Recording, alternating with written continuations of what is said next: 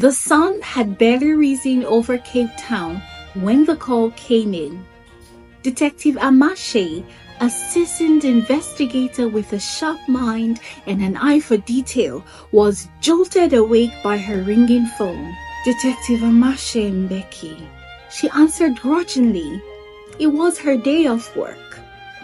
The voice on the other end of the call sounded serious. A renowned violinist, Thandiwe Kumalos, had gone missing. Amashe arrived at Thandiwe's mansion in Bishop Court, an affluent suburb at the foot of Table Mountain. The house screamed luxury upon entry, with its polished marble floors and opulent decor. The entrance hall led Amashe to the music room where the first clue awaited. Inside was a piano, a grand piano that dominated the room. Its ebony surface reflected the morning light. Thandiwe was a renowned violinist, one of the best in the city. Thandiwe's favorite violin lay on the grand piano. She had come from a family of musicians, so it was no surprise that she had decided to be a violinist.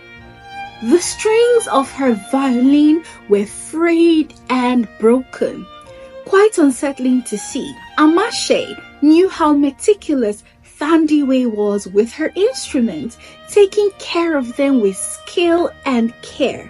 So seeing the violin in such a damaged condition looked suspicious. Detective Thabo, Amashe's partner, joined her, his expression grim. It's as if she vanished into thin air. No signs of forced entry. Whoever took her had to be someone she knew. They began their search, interviewing Thandiwe's friends and family members. During their investigation, Amashe and Thabo decided to talk to Thandiwe's manager, Lerato Dlamini, to get a deeper understanding of her life and career. Lerato painted a vivid picture of Thandiwe's journey to fame. Thandiwe was a prodigy, Lerato began. She started playing the violin at the age of 5. By the time she was 12, she was already performing at local events, captivating audiences with her extraordinary talent. But the road to fame was far from easy.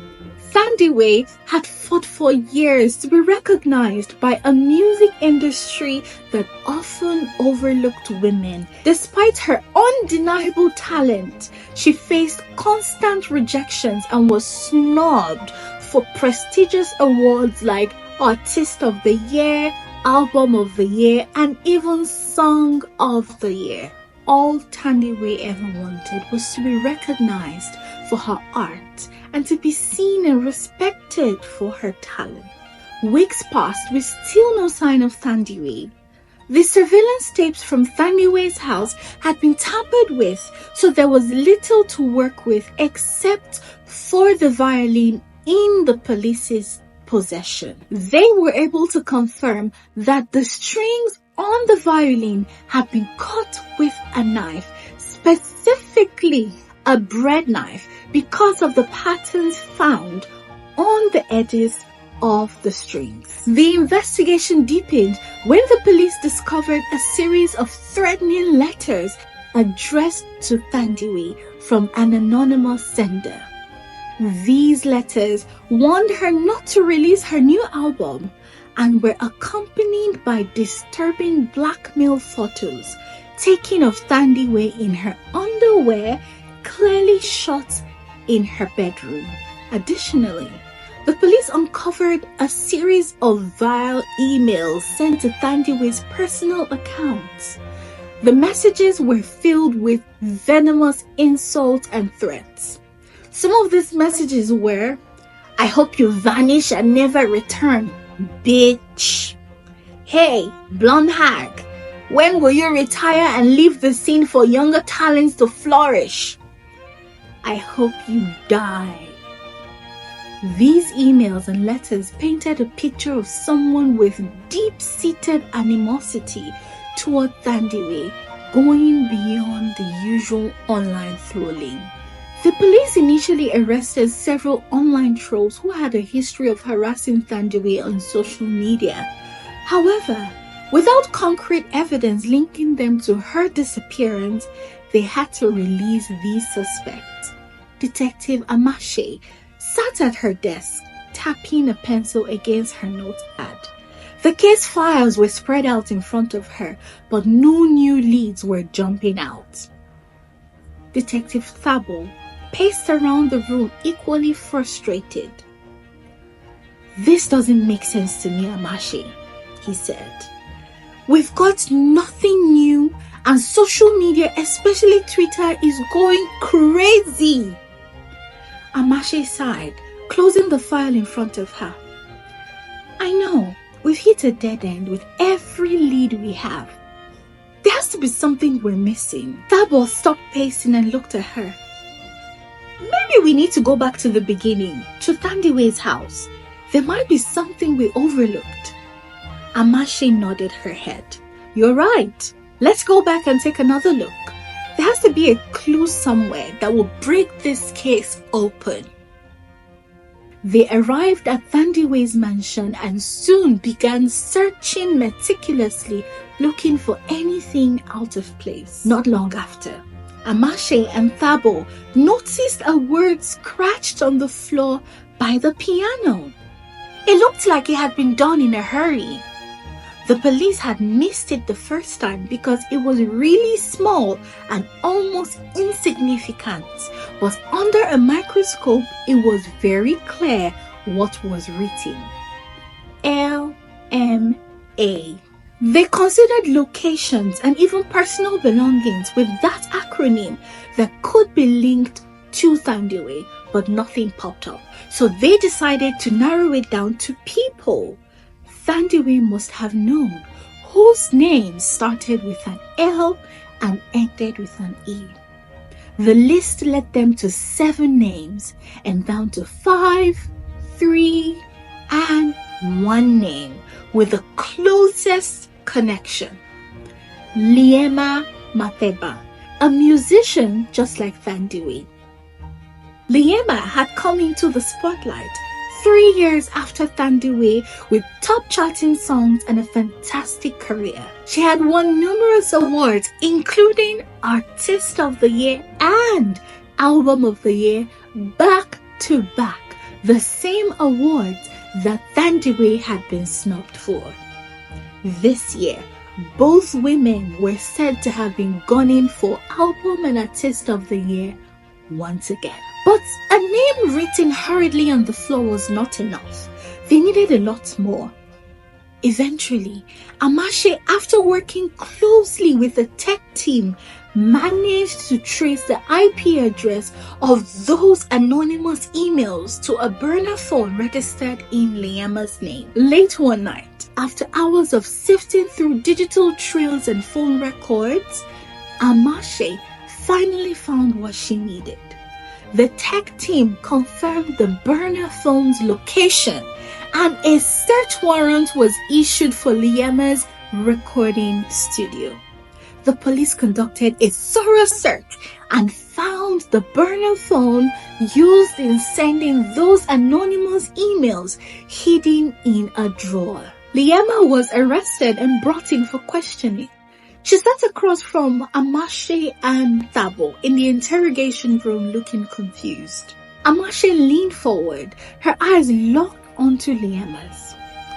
"We have the burner phone, Liema. It was registered in your name and used to send those threatening emails to Thandiwe." Liema shook her head. "Anyone could have planted that phone. You have no proof that I sent those messages or had anything to do with Thandiwe's disappearance. Besides, do you think I would be stupid enough to leave the phone in my possession even after she went missing?" Liema asked. Amashe glanced at Thabo before continuing. "We also have eyewitnesses who saw both of you arguing 2 days before she went missing. Care to explain what that was about?" Liema's expression hardened. We had a disagreement. It's no secret we didn't get along, but that doesn't mean I kidnapped her. The tension in the room was palpable. Thabo pushed the file across the table, opening it to reveal the contents. We found more than just a phone, Liema. These are receipts for the burner phone, and the IP address traces back to your home network. Everything points to you. Liema's confidence wavered for a moment. This is a setup. Someone is framing me. Think about it. Who benefits the most from Thandiwe disappearing? Amashe's mind raced as she considered Liema's words. Could she be telling the truth? Was there someone else behind this elaborate scheme? Before she could respond, another detective entered the room with new evidence. He whispered to Amashe, "We found security footage from a nearby cafe. It shows Thandiwe and Liema arguing intensely. The timestamp matches the eyewitnesses' accounts." Amashe stepped up briefly to study the footage. From what she could see, Liema's body language was aggressive and Thandiwe looked scared. This new piece of evidence was damning against Liema. "Liema, this doesn't look good for you," Amashe said, her voice steady. "You had the motive, the means, and now we have eyewitnesses and footage. Why don't you just tell us the truth?" Liema's face was red with anger. "I didn't do it! This is all a big mistake. I didn't kidnap Thandiwe." Amashe leaned back in her chair, crossing her arms. "Then help us understand. If you didn't do it, who did? Who would go to such lengths to make it look like you did?" "I don't know," Liema said, almost crying. "Maybe someone in her circle, someone in her life, someone who wanted her out of the way. Not me. She was healthy competition for me." Amashe and Thabo exchanged glances. The pieces were coming together, but something just felt off. Just then, another officer entered with a new piece of evidence. "Detectives, we found a deleted message on her laptop. It was recovered from the cloud. It's a draft email that was never sent." Amashe read the message aloud. "This isn't over. You will pay for what you've done." She looked at Liema, whose face had suddenly turned pale. "What does this mean, Liema? Who are you threatening?" Liema slumped in her chair. "I was angry, okay? I typed that email because I was frustrated, but I didn't kidnap her. I swear. Thandiwe is so dramatic and always finds a way to bully me, but no one sees it." Amashe saw a glimmer of truth in her eyes, but she couldn't be sure. She needed more evidence, more answers. This investigation was far from over. Back at her desk, Amashe's eyes kept returning to the violin on her desk. These violin strings, they were cut with precision, not in a struggle. If I didn't know better, I would say Thandiwe did this herself. Thabo frowned. But why would she want to damage her instrument? She's been using this violin since she became famous. Amashe thought for a moment. Maybe to send a message like she did with the name. Thandiwe is dramatic. I don't know. My brain is fried. As they continued their conversation, Amashe's phone buzzed. It was a tip about a strange sighting at an old house on the outskirts of Cape Town, rumored to be haunted. "We need to follow this lead," Amashe said, showing the message to Thabo. Thabo nodded. "Let's go. Maybe this will give us the breakthrough we need." Thabo and Amashe followed the lead, arriving at a derelict mansion late at night. The air was thick with tension as they approached the building, its walls covered in ivy and windows boarded up. Inside, the smell of dust and decay filled their nostrils. They found a hidden basement room dimly lit by flickering candles. There, tied up and tortured was Thandiwe.